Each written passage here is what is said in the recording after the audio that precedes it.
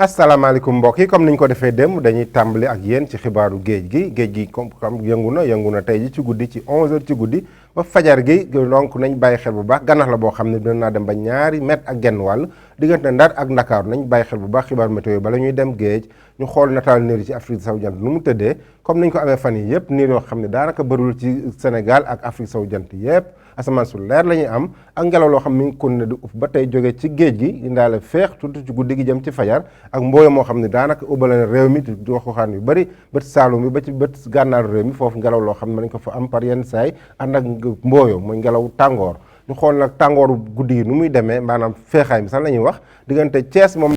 mooy gën a feex diggante Ndar ba côté Thiès foofu fukki degré ñeent la ñu am Ndar te Thiès na am fukki degré juróom benn foofu mooy gën a feex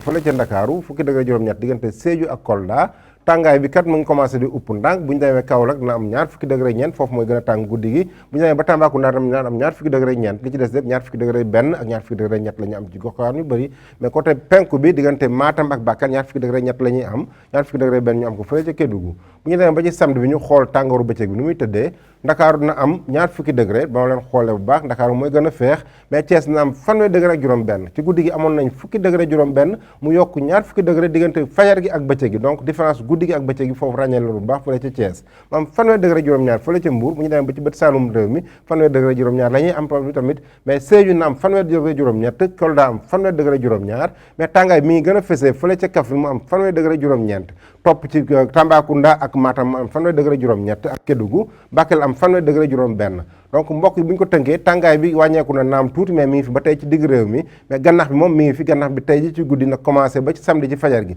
mais ñu fàttali leen bu baax tam poussière bi nga xam mi ngi fi mi ngi ci côté penku réew mi ak bët gànnaar réew mi Ndakaaru am na poussière tuuti mais xam na fort bu baax mais ci digg réew mi moo gën a fort poussière bi moom mi ngi fi ba samedi ñu bàyyi fi xel bu baax bala ñuy génn donc mbokk yi loolu la ñu amal leen jox di daje ba suba ak jàmm wasalaam